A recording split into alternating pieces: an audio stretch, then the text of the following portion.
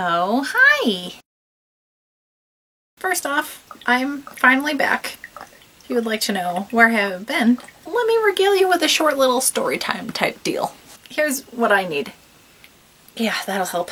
I suppose my time in hell technically goes back to the night of one of my friend's birthday parties. Somebody surprised my friend with a stripper.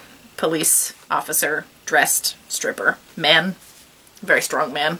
Very dumb sounding strong man. It was a weird time. It was mostly entertaining. My friend got hurt, unfortunately, which was like the weirdest part of everything. And I was kind of snickering at something that was going on in the corner, and the stripper came up to me and was like, "What, you think you're escaping?" And I was just like, "What?" And he started like grinding up behind me. You know, I applaud you for what you do, but I need my space, man. Then he sassed me again about something because I was like not having this grinding dancing situation behind me. So then he turns me around and lifts me into the air, like Dirty Dancing style, and just holds me there for a minute. So then I'm like feeling trapped because there's a very strong man lifting me into the air and I am not enjoying it. And then I'm finally like, okay, if I just joke around with him, he'll put me down and it'll be fine. So then I just like close my eyes and put a smile on my face and just put my arms out like this, like I'm on the front of the Titanic, even though I don't like that movie. And then finally he's like, "There you go," puts me down, leaves me alone. So he leaves. We have a lot of fun playing drawful and stuff for the rest of the party. I sleep for maybe 2 hours at my friend's house, and then I, have a lot of thinking time on the bus back home. And on the bus back home, I start playing through like all the very typical movie moments where there's a stripper involved, and then it leads me to think like, wasn't there that one scene with that one lady stripper where like someone gets talked into touching her boobs and stuff and like finds a lump? That's a weird movie moment involving strippers, right?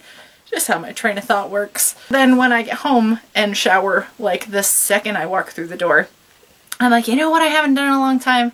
A self-breast exam. My OBGYN, who I love dearly, has told me it's best to do it in the shower because you soap up your boobs and just give them a good prod. I find what feels like a peanut M&M lodged in the top of my boob. Immediate panic. Start feeling the other side. Because a lot of times if you have like some type of little bumpy situation on one side, it'll kind of mirror the other side, and that's usually okay. Prodding around and I'm not feeling it on the other side. So I discovered the lump around like midday Sunday, and my OBGYN doesn't open until like 7 a.m. on Monday. Get up first thing, call them right away, get an appointment for like 9 o'clock, go in. They do a hand exam, find what I was talking about. They laugh at the fact that I tell them it's my peanut M&M. Ironic, because I can't even eat peanuts anymore. Then they take me to the ultrasound technician and get it checked out. Whatever this lump is has grown to 1.5 inches. Then they refer me to a specialist, which I have to go to the following day, which I freak out a little bit over because having known people that went through similar testing and stuff, there were like weeks between their appointments, and they had me within 24 hours going to my next appointment. So then I go to my second appointment. Talk to a bunch of different doctors and nurses and ultrasound and radiologist technicians and stuff. They do a much more boob sensitive ultrasound and find out there's like a blood source to it and confirm it is 1.5 inches across like circumference. And that's not small.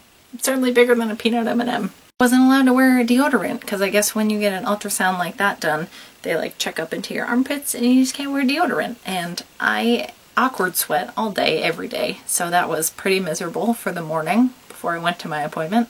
And it was at that appointment that they figured out it's not a cyst, because I guess cysts are usually not as dense. And this was like super dense tissue, which means it's a tumor, which is a scary word. I started using it because that like helped quell some of my anxiety about what was going on. Like Hermione says, fear of the name increases fear of the thing itself, or something like that. After that ultrasound is done, they book me for a biopsy the following day. So we are at appointment number 3 of the week. So day 3 is biopsy day. Super scared the whole morning. Thankfully, Lego Kevin brought me up to my appointment because I wasn't really able to drive after. They put an incision on the side of my boob because the tumor was like on top. It's still there. Even moving my arm like this, I couldn't do a week ago, and couldn't lift anything, couldn't touch that whole side of my body. I had to sleep at like a 45-degree angle, but also like partially sitting up. So it was just my back is still wrecked. To explain how the biopsy went, they made me lay on a table, propped me up so I was like in the right position for them to get into it. Radiologist put a numbing needle in, which pinched a little bit. Went through, like I said, very dense fibrous tissue, which was a struggle, even just getting the anesthetic needle through. She kind of had to like wiggle it around, so my boob was just moving like jello on a plate. And then she went to numb the tumor, which has like apparently a very thick membrane, so she had to like ram it through. A fuck ton of bruising just from the numbing part, and then more happened when they did the actual incision because it numbs like immediately. It's not like going to the dentist where it takes a while. And they put the biopsy tool in. I didn't feel any of this, but I was watching everything on a screen. So when they took the biopsy tool, they took a couple different samples from the tissue next to and that tumor tissue, which is there's a decently loud click, kind of like a staple gun, and they shoot out one little prong and they shoot out another little prong, and it like fills with the tissue, you know, the tissues between the two prongs, and it pulls out the sample. So they did 3 to 4 of those, and I was watching the whole time. And then once they were done taking the samples, which took like a little while, it was probably a 15 to 20 minute procedure. Then after that, they took the tools out of me with a decent amount of blood. I guess boobs are very vascular. So I had a woman named Jane just holding both hands, all pressure that she could muster, just on my boob. So for like 7 minutes or so, we got a lot of good bonding time in. Talked about rescue dogs and the weather like you do. Then they helped me put an ice pack in a sports bra, and I basically was useless for days after. It was honestly the worst part. Like the procedure itself, totally no problem. If you ever have to get a biopsy done, it wasn't that bad. It was just the aftermath, especially with how much struggle it was to get the tools into me. That really sucked, and my job involves a lot of work with my hands. I got the procedure done on a Wednesday afternoon, so I was out Thursday, Friday, had the weekend. I did do a little bit of work. I did some driving on Friday, but even that, like, I had to hold my boob the whole time while I was driving, and it was super uncomfortable. And there was just bruising and a really big incision that I wasn't even able to take the bandages off of for another couple days.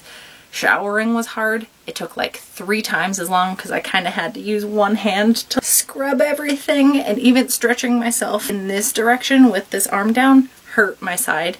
I never realized how involved chest muscles were until having this procedure done. So it's pretty much healed now. I'm still a little sore. Like if someone bumped into me, I'd probably yell a lot. Got pretty beat up during it. I think mine was like worst case scenario for a biopsy, and it was still like survivable. Which brings me to, sorry I've been gone for so many weeks. I have literally not been able to do anything with my man hands, especially for like my Patreon people and any of my subscribers. Like, you probably expect content on a weekly basis, and I've just disappeared. So that's what's been going on with me. I'm sorry I couldn't even like edit videos because that would involve any amount of movement on this side, and it was just exhausting. So thanks for watching. 2 things I want to end on. Thanks, male stripper guy, I think your name was Rob, for kind of leading me to find a lump on my boob. And 2, the more important note, check yourself. No matter how close you are to your annual exam, how small or big your boobs are, even if you're a dude, just like check your shit out. And I'm sure there's video tutorials on how to properly do a self-exam. Call your doctor. Oh, you probably want to know what the diagnosis was. I'm not sure the best way to explain this. So picture a grid of 100 squares. Now take the one in the very bottom corner and then divide that into 100 squares. That is me trying to explain a 1% chance of a 1% chance of this being malignant.